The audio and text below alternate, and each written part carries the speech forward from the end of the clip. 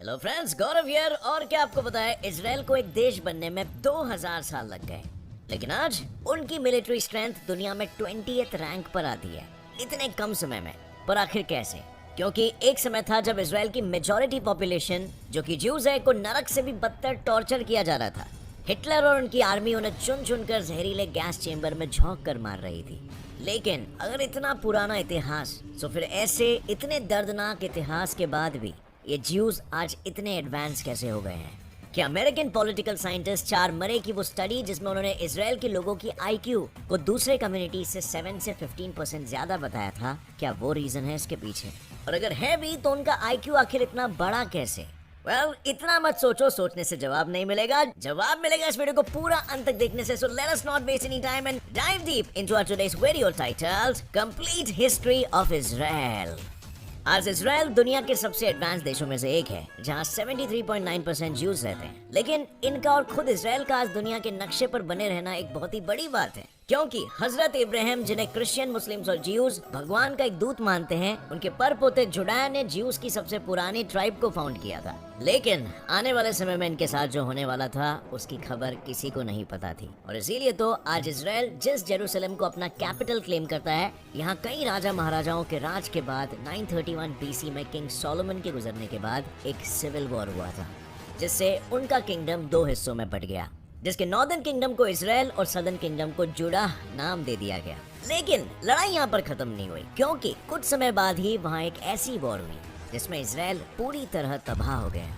पर जुड़ा का राज ज्यादा नहीं चला, क्योंकि 587 BC में बेबीलोन एम्पायर ने उस पर कब्जा करके फर्स्ट होली टेम्पल, जिसे किंग सोलोमन ने बनवाया था, उसे डिस्ट्रॉय कर दिया। और इसके बाद ऐसे कई एम्पायर्स आते गए। लेकिन असल मुसीबत तब शुरू हुई जब रोमन एम्पायर जेरूसलम पहुंचे।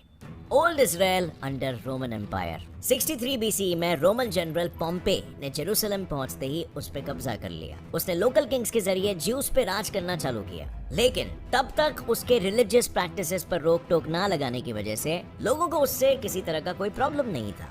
पर कुछ ही समय बाद पॉम्पे ने ज्यूज से टैक्सेस लेना शुरू कर दिया, जिसकी वजह से ज्यूज उसके खिलाफ हो गए। इसी के चलते फर्स्ट ज्यूइश रिवोल्ट हुआ, और इस रिवोल्ट का बदला रोमन्स ने अप्रैल 70 CE में लिया, जब ज्यूज का स्प्रिंग फेस्टिवल पास ओवर चल रहा था। जहां पहले तो रोमन्स ने बड़ी चालाकी से जेरूसलम में खाने और पानी के सप्लाई को रोका और लोगों को भूख से बिलख बिलख कर तड़पाया, और फिर उन लोगों को मार पीट कर उन्हें स्लेव्स बनाकर बेच दिया। इतना ही नहीं, रोमन्स ने वहां के सेकेंड टेम्पल पर हमला करके उसे भी बर्बाद कर दिया।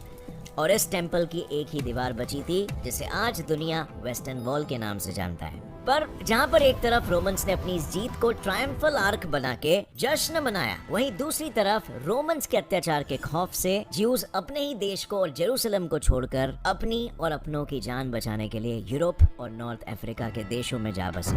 पर यह सफर आसान नहीं था, क्योंकि उस दौर में ना आज की तरह एडवांस टेक्नोलॉजी थी और ना ही आज की तरह ट्रांसपोर्ट व्हीकल्स थे। वहीं आज अगर सिर्फ कार्स की हम बात करें, तो आज वर्ल्ड वाइड 100 करोड़ से भी ज्यादा गाड़ियां भाग रही है। लेकिन जितना बड़ा इन कार का नंबर है, उतना ही बड़ा उनका मेंटेनेंस भी है। और अगर आप भी महंगाई की मार के कारण अपनी कार को गैराज में बंद रख रहे हो, टॉकिंग अबाउट ज्यूज, वो अपने देश को छोड़कर यूरोप और नॉर्थ अफ्रीका के देशों में बढ़ चुके थे। लेकिन इन बेचारों को ये कहाँ पता था कि वहाँ उनका इंतजार वो जल्लाद कर रहा है, जिसके आगे रोमन्स का टॉर्चर भी चाय कम पानी है। क्योंकि एज वी ऑल नो, वहाँ पर उनका इंतजार हिटलर और उसकी नाजी पार्टी कर रही थी। अब क्योंकि आपको मालूम है कि ज्यूज अपने लैंड को छोड़कर दूसरे देशों में कैसे भटके, क्योंकि रोमन एम्पायर ने उन्हें वहां से खदेड़ भगाया, और फिर वो दूसरे देशों में रहने लगे काफी समय के लिए। और फिर आया दौर हिटलर का, ज्यूज अंडर हिटलर्स रेन। अब ज्यूज जब यूरोप की कंट्री जर्मनी पहुंचे, अब ज्यूज के अपने कंट्री को छोड़ने के लगभग 1900 से 2000 साल बाद, जब वो जर्मनी में अपनी जिंदगी खुशी से बिता रहे थे और बहुत सारे ब्रिलियंट ज्यूज ब्रिलियंट साइंटिस्ट बन रहे थे। फॉर एग्जाम्पल आइंस्टाइन भी तो एक ज्यू था। पर तभी उनके खिलाफ एंटी सेमिटिज्म यानी कि भेदभाव होना शुरू हो गया, जिसने सीधा दूसरी मेजॉरिटी पॉपुलेशन को ज्यूज के खिलाफ कर दिया।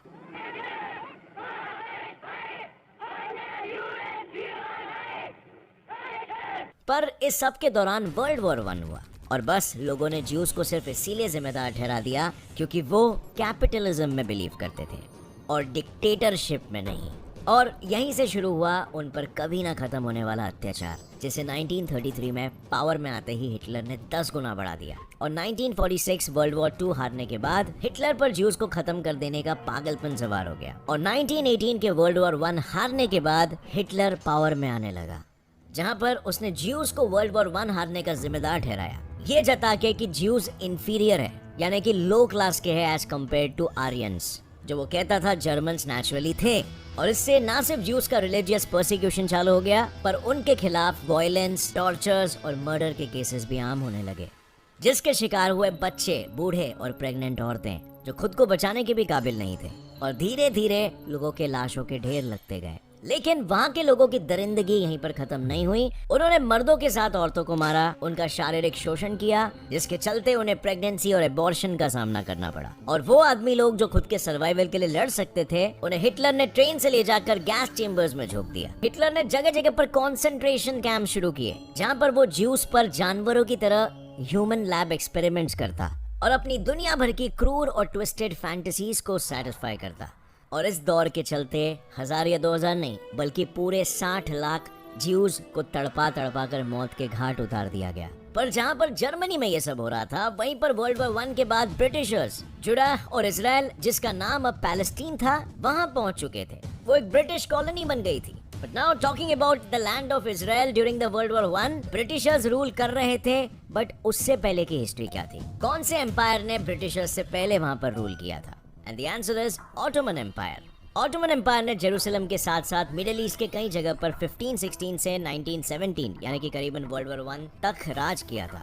और उस समय ज्यूज जर्मनी के अलावा पोलैंड, रशिया, फ्रांस जैसे कई देशों में जा बसे थे। लेकिन ऑटोमन एम्पायर अपने पावर को खोना नहीं देना चाहता था, और इसीलिए वो दूसरे देशों में बसे ज्यूज को ढूंढ ढूंढ कर मारने लगा, जिसका पता चलने पर ज्यूज को बचाने के लिए 19th सेंचुरी में ब्रिटिश एक आशा की किरण लेकर पैलेस्टाइन आए। उनका कहना था कि अगर वो ऑटोमन एम्पायर से जीत गए तो पैलेस्टाइन में ज्यूज को उनका एक स्वतंत्र देश दिलवाएंगे। और इस बात से ज्यूज के दिलों में अपना स्वतंत्र देश पाने की उम्मीद जग गई। लेकिन ब्रिटिशर्स ने ये वादा पूरा नहीं किया। ऐसे में ज्यूज की टूटती उम्मीद और हिटलर के अत्याचारों को देखते हुए वर्ल्ड वॉर 2 के खत्म होने के बाद यूएन और दूसरे देशों की सहानुभूति ज्यूज के लिए बढ़ने लगी। इतनी कि वर्ल्ड वॉर 2 के बाद ज्यूज को आजादी मिली। यूनाइटेड नेशन ने पैलेस्टीन के 2 हिस्से किए, पहला हिस्सा ज्यूज को दिया गया और दूसरा अरब्स को। लेकिन जेरूसलम को एक अंतर्राष्ट्रीय शहर घोषित कर दिया गया। पर यूएन के हिस्से करने के बाद एक सवाल ये खड़ा होता है कि ज्यूज के हिस्से की जमीन का नाम इजराइल ही क्यों और कैसे पड़ा? वेल, जैसे मैंने आपको बताया था, पहले नॉर्दर्न किंगडम का नाम इजराइल और सदर्न किंगडम का नाम जुडाहा रखा गया था। और इसीलिए सबको पहले ये लग रहा था कि एक बार फिर से ज्यूज के इस देश का नाम जुडाहा रखा जाएगा। पर मई 14, 1948 को डेविड बेन गुरियन ने इस आजाद देश को स्टेट ऑफ इजराइल करके पुकारा, और ये नाम इजराइल को जुड़ाहा, जिन्होंने ज्यूज की शुरुआत की थी, उनके पिता जेकब के दूसरे नाम इजराइल से मिला था। अब अगर आप ये सोच रहे हो कि उन्हें खुद का एक देश मिल गया और सब ठीक हो गया, तो आपका ये मानना गलत होगा, क्योंकि पिक्चर तो अभी बाकी है। क्योंकि 1947 में यूएन के मदद से इजराइल एक देश तो बन गया था, लेकिन उसे पैलेस्टीन के अरब्स, जो ज्यूज की तरह अपनी जान बचाकर भागने के बजाय वहीं रह रहे थे, वो वहाँ पर काफी खफा थे। उनका कहना था कि ज्यूज को अगर एक स्वतंत्र देश बनाना है तो यूरोप के देशों में बनाओ ना, क्योंकि हमने कभी भी उन पे कोई जुल्म नहीं किया, तो हम अपनी जमीन क्यों उन्हें दें।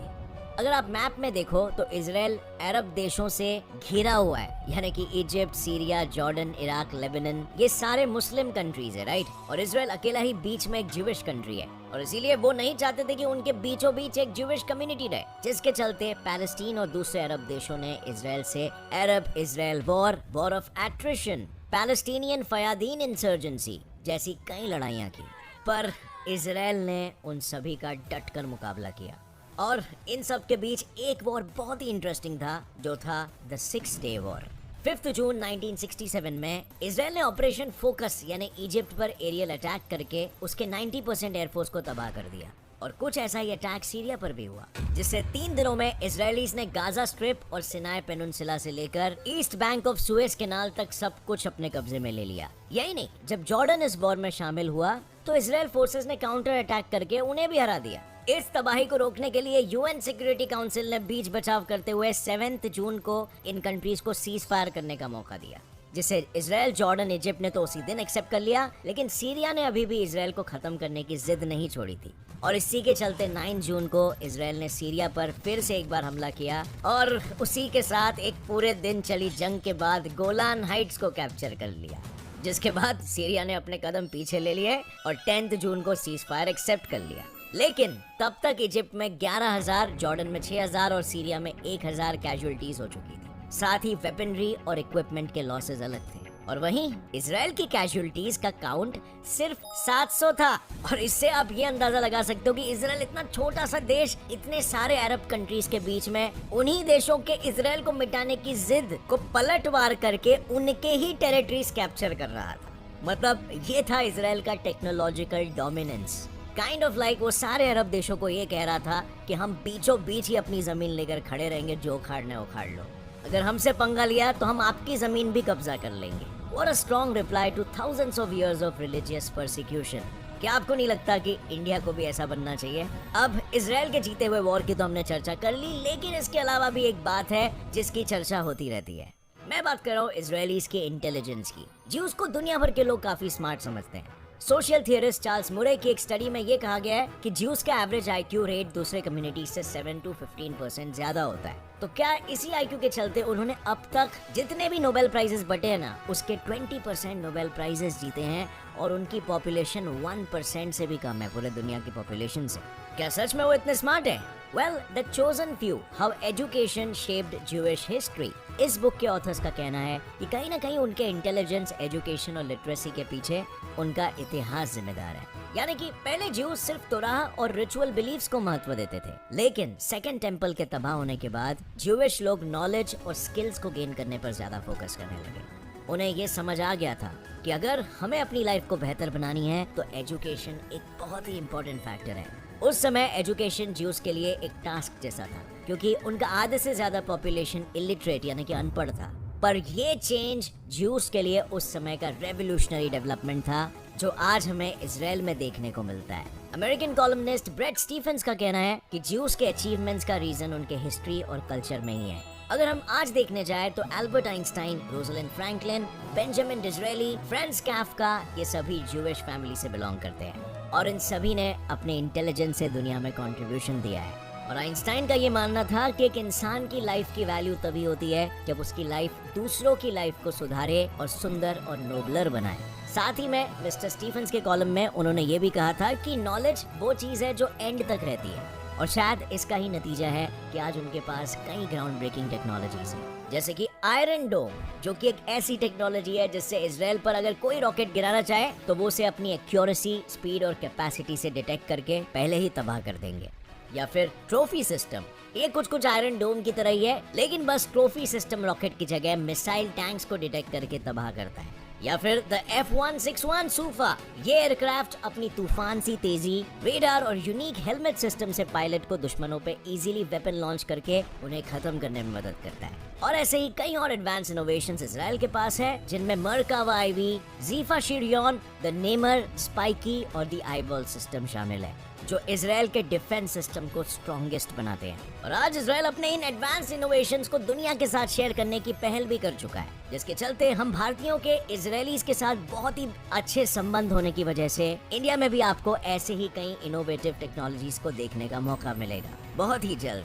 पर आपको क्या लगता है, अगर इसराइल इंडिया के बाद आजाद होने के बावजूद दुनिया के सबसे एडवांस देशों में से एक बन के दिखाया, तो क्या इंडिया भी किसी से कम है क्या? क्या हम भारतीय भी एजुकेशन, साइंस एंड टेक्नोलॉजी पर फोकस करके हमारे देश को आगे नहीं खींच सकते? आपकी इस पर क्या राय है? अपना जवाब नीचे कमेंट सेक्शन में ठोकना, और अगर वीडियो से कुछ भी नया सीखने मिला तो एक लाइक जरूर करना।